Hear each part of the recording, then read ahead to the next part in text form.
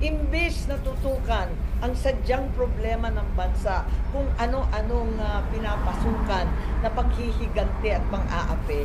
Hindi kami naglalaban, hindi kami nakipag ah, ah, tunggalian sa napakahabang panahon, halos 4 na dekada, para lang mang-api ng iba. Hindi ito ang turo ng aking ama. Kaya hindi ko alam kung saan ito nanggagaling at hindi ako papayag ng ganito. So, Alam naman ninyo noon pa di ba? Hindi pa nakakaupo, inauguration pa lang, abala na ako sa smuggling ng agricultural product, abala na ako sa mga magsasaka at sa ating land reform. Abala na tayo dun sa Maharlika Fund, dun sa People's Initiative na babaguhin sa pamamagitan ng suhulan ng ating saligang batas. Abala na ako sa budget ng 2024 at 2025 kung